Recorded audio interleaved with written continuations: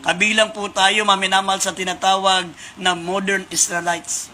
Kaya sinabi ng banal na kasulatan, pray. Sabi, pray for the peace of Jerusalem. They shall prosper that love thee. Pagpapalain ng mahal Panginoon ang mga nananalangin sa Jerusalem. Sabi, magsisiginhawa silang mga nagsisiibig sa bansang Israel. Kaya kapayapaan nawa ang sumaloob ng kanyang mga kuta at kaginawaan sa loob ng kanyang mga palasyo. Yan po ang ating panalangin. Kasi dito po sa banal na kasulatan, maminamalang Israel, sa tuwing umiiwalay sila sa mahal na Panginoon, napapasok sila sa digmaan. Nawawala ng kapayapaan ng Israel. Sabi ng Biblia, sila po, maminamahal, ay hinihiwalayan ng ating dakilang Diyos. Sabi rito, 2 Chronicles, ito po yung nangyari na noon at noon pa. Paulit-ulit na lamang po, maminamahal, sapagat paulit-ulit din naman ang ginagawang kasalanan ng Israel. Kung ano yung kasalanan noon ng Israel, ganun din ang ginagawang kasalanan mga minamahal na mga makabagong mga Israelita ngayon dun sa panahon maminamahal natin ngayon na sa Israel. Sabi rito, basahin po natin sa 2 Chronicles chapter 15 verse 2, sabi rito, maminamahal hanggang basahin natin hanggang 5. 2 Chronicles 15:2 up to 5. Dito po sa aklat po ng ikalawang mga kronika, kabanatang 15, ang talatay 2 hanggang 6. Sabi dito, at ang Espiritu ng Diyos ay sumakay Asarias na anak ni Obed, at siya'y lumabas na sinalubong si Asa. At sinabi niya sa kanya, dinggin ninyo ko, Asa, at buong Huda at Benjamin, ang Panginoon ay sumasa inyo, samantalang kayo'y sumasa kanya. At kung inyong hanapin siya, siya'y masusumpungan ninyo. Ngunit kung pabayaan ninyo siya, kanyang pababayaan kayo. Ngayon nga, ang Israel ay malaon ng walang Diyos na tunay at walang tagapagturong saserdote at walang kautusan. Ngunit nang sa kanilang kapanglawan ay nagsipagbalik sila sa Panginoon, sa Diyos ng Israel, at tinanap nila siya'y nasumpungan nila, at ng mga panahong yaon ay walang kapayapaan sa kanya na lumabas o sa kanya na pumasok, kundi malaking ligalig ang nasa lahat ng mga nananahan sa mga lupain. At sila'y nagkapangkat-pangkat, bansa laban sa bansa at bayan laban sa bayan, sapagat niligalig sila ng Diyos ng buong kapighatian. Amen. Amen. Yan po, maminamalang nangyari sa Israel. Amen. Sinabi ng banal na kasulatan, iniwalayan sila. Amen. Iniwalayan sila ng ating mahal na Panginoon. Bakit? Sapagkat, sabi, pinabayaan nila ang ating mahal na Panginoon. Amen. Kung ano po ang ginawang kasalanan ng mga tao noon sa Israel, na sila po'y sumamba sa Baal, sa Asteroid, sa lamang mga Diyos-Diyosan na ginawa ng kamay ng tao. Ganun po ngayon. Kung makikita nyo po, maminamal ang mga banal na lugar sa Israel, napakarami pong mga graven images. May mga itinayo, maminamal ang mga graven images, ang mga nagiging hari ng Israel. Yung mga holy place doon, maminamal mga holy places. Yung Bethlehem, kung saan ipinanganak ang ating mahal na Panginoon, marami pong mga graven images. Yung pong kung saan maminamahal, inilibing ang ating mahal na Panginoon bilang tao. Nilagyan din po ng mga rebulto, mga graven images. Kung paano ang ating mahal na Panginoon maminamahal doon sa Golgotha, na tinatawag na place of skull, yung bundok ng bungo, meron pa rin po mga rebulto sa panahon natin ngayon. Kaya ganun po ang nangyari, ganun din po maminamahal ang kasalukuyang nangyayari. Bakit? Hiniwalayan sila ng ating mahal na Panginoon. At ang sabi pa ng banal na kasulatan, maminamahal, hindi sila sumampalataya sa mahal na Panginoong Kristo. Sabi rito sa Roma, Kapitulo 10, talatang 1 hanggang 4, ayaw nilang tanggapin ang ating mahal na Panginoon. Na sinabi ng Biblia, maminamahal, na sa kanilang laman, o sa kanilang mga magulang, ipinanganak sa laman. Ibig sabihin, ang Diyos na nagkatawang tao ay doon, maminamahal, sa lugar nila, ipinanganak. Ito yung Diyos na malwalati, pero hindi nila sinampalatayanan. Na sinabi ng Biblia, Kung mababasa natin ang 1 John chapter 3 verse 23 na ito ang utos ng Diyos na sampalatayanan natin ang kanyang sinugo, maminamal, sapagkat ang sumasampalataya ay may buhay na walang hanggang, ngunit ang hindi sumasampalataya ay hinatulan na at ang puot ng Diyos ay sumasa kanya. Yan po yung nasa John chapter 3 verse 18 and verse 36. Basahin natin yung mga talata, maminamal, para patunayan po natin na ang bansang Israel ay humihiwalay. Ang kasalukuyang hiwalay sa mahal na Panginoon. Basahin natin mga talatang aking binanggit. Dito po sa aklat po ng Roma Kabanatang 10, ang talatay 1 hanggang 4. Sabi dito, Roma 10:1, mga kapatid, ang nais ng aking puso at ang aking panalangin sa Diyos ay patungkol sa kanila upang sila'y mga ligtas, sapagkat sila'y pinatutuhanan ko na may mga pagmamalasakit sa Diyos, datapwat hindi ayon sa pagkakilala, sapagkat sa hindi nila pagkaalam ng katwiran ng Diyos at sa pagsusumakit na maitayo ang sariling kanila, ay hindi sila napasakop sa katwiran ng Diyos, sapagkat si Kristo ang kinauwian ng kautusan sa ikatutuwid ng bawat sumasampalataya. Sa Roma 9:5 muna. 9:5. Dito po sa Roma 9:5. Romans chapter 9 verse 5, nasa kanila mga magulang at sa kanila mula ang Kristo ayon sa laman na siyang lalo sa lahat, Diyos na maluwalhati, magpakailanman siya nawa. Dito po sa 1 John 3:23. unang 1:3-23, sabi dito, at ito ang kanyang utos na manampalataya tayo sa pangalan ng kanyang anak na si Jesucristo at tayo yung mga ibigan ayon sa ibinigay niyang utos sa atin. Dito sa 1 chapter 3 verse 18 at 23, 36. Sabi dito sa John 3:16.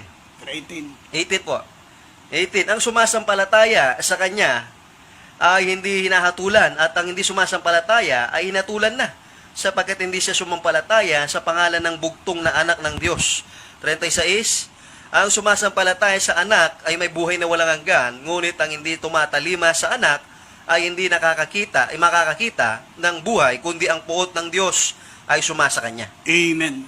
Nasa ganyang kalagayan po ang Israel. Amen. Sila po'y nasa ilalim ng kahatulan ng Diyos. Sapagkat hindi nila sinampalatayanan ang ating mahal na Panginoong Kristo. Sabi nga ni Apostol Pablo, maminaman, mga kapatid, ang nais ng aking puso at ang aking panalangin sa Diyos ay patungkol sa kanila. Ang tinutukoy diyan ng ating mahal na Apostol Pablo ay ang Israelita, ang Israel. Sabi, mga kapatid, ang nais ng aking puso ay ang aking panalangin sa Diyos ay patungkol sa kanila upang sila'y mga ligtas. Sapagkat sila'y pinatotohanan ko na may pagmamalasakit sa Diyos na dapat hindi ayon sa pagkakilala. Sapagkat sa hindi nila pagkaalam ng katwiran ng Diyos at pagsusumakit na may tayo ang sariling kanila, hindi sila napasakop sa katwiran ng Diyos. Sapagkat si Kristo ang kinauuwian ng kautusan sa ikatutuwid ng bawat sumasampalataya. Amen. Yan po ang katotohanan. Kaya sinabi ng Biblia, ang sumasampalataya ay may buhay na walang hanggan, ngunit ang hindi sumasampalataya ay hinatulan na. Sabi ng John 3:36, ang sumasampalataya sa anak ay may buhay na walang hanggan, ngunit ang hindi tumatalima ay hindi makakakita ng buhay at ang puot ng Diyos ay sumasa kanya. Yan yung mga hindi naniniwala sa ating mahal na Panginoong Kristo na siya ang Diyos. Na siya ang Diyos na nagkataon tao, sabi ng Roma 9:5, na sa kanilang mga magulang maminamal ipinanganak ang Kristo na Diyos na maluwalhati, hindi nila tinanggap. Yan po ang dahilan, maminamahal. Sabi ng banal na kasulatan, pinabayaan nyo ako. Sinabi ng Biblia, humiwalay ang Diyos sa kanila sapagkat pinabayaan nyo ako. Kung tutusin, mga minamahal, sabi ng Biblia, kung ikaw ay patuloy na sumasampalataya sa mahal na Panginoon, sinabi ng Biblia, ang Diyos hindi po nagbabago. Amen. Hindi mo pwedeng sasabihin sa Diyos, where are the miracles? Hindi mo kinakailangang umasa, maminamal, sa kapangyarihan na gawa ng kamay ng tao. Tutulungan ka ng Diyos. Amen. Sabi nga ng banal na kasulatan, maminamahal, ang iba'y umaasa sa kanilang mga karwahe, ang iba'y lumaasa sa kanilang mga sandatang nakamamatay, ngunit kami ay umaasa sa ating mahal na Panginoon Diyos. Right. Ang ating pong tanggulan, ang ating matibay na muog ay ang ating mahal na Panginoon Kristo. Mga minamahal, sabi, ang mga matutuwid ay tatakbo sa Kanya at sila'y maliligtas. Pero bakit, maminamal, hindi makatulong ang ating mahal na Panginoon sa Israel? Hiniwalayan nila ang ating mahal na Panginoon. Amen. Sila po ay, sabi ng Biblia, sila ay naglingkod sa mga Baal, naglingkod, maminamal, sa mga rebulto, naglingkod sa Diyos na hindi nakikilala. Ang nasabi, dahil sa pagnanais nila na maitayo ang sariling kanila, ay hindi sila naligtas. Sapagkat, sabi rito, maminamahal, bagamat sila may pagmamalasakit sa Diyos, dadapwat hindi ayon sa pagkakilala. May pagmamalasakit sila sa Diyos, sila likas na makadiyos. Pero hindi sa pagkakilala. Hindi nila kilala ang Diyos. Amen. Hindi nila kilala ang Diyos na nagkatawan tao. Hindi nila nakilala ang Mesaya, na ang ating mahal na Panginoon si Kristo ay naparito para iligtas tayo, maminaman, unang-una sa kasalanan, at pangalawa, iligtas tayo sa lahat ng mga taong mananakop, ng mga taong gustong gumawa ng masama sa atin. Yan po ang kaligtasang dulot ng ating mahal na Panginoon si Kristo. Kaya kinakailangan muna maminaman ng distraction before restoration. Dito po, kung mababasa po natin ang hukom, bago po nagkaroon ng tinatawag na restoration ang bansang Israel, kinakailangan muna nila maminamal ng tinatawag na distraction. Kaya lagi na lamang ganun nangyayari sa kanila. Nagigiba sila. Nawawasak ang kanilang kabuhayan, nawawasak maminamal ang kanilang bansa bago nagkaroon ng tinatawag na restoration. Kaya sabi rito, paano po nagtagumpay si Gideon, maminamahal? Anong hakbang ang kanilang unang ginawa? Basahin po natin. Sinabi po rito sa Hukom Kapitulo 6, talatang 25 hanggang 29, inalis nila yung mga Diyos-Diyosan. Pinagbabasag po ni Gideon lahat ng mga Diyos-Diyosan, maminamahal, sa bansang Israel. Basahin po natin. Dito sa aklat po ng mga hukom, kabanatang 6, talatay 25 hanggang 29. At nangyari ng gabi ring yaon na sinabi ng Panginoon sa kanya, kunin mo ang toro ng iyong ama. At ang ikalawang toro na may 7 katandaan, ay iwasak mo ang dambana ni Baal at tinatangkilik ng iyong ama at putulin mo ang asera na nasa siping niyon at ipagtayo mo at sa isang paraang maayos ng isang dambana ang Panginoon mong Diyos sa taluktong nitong matibay na dako. At kunin mo ang ikalawang toro at magandog ka ng isang handog na susunugin 10 ng kahoy na asera na iyong puputulin.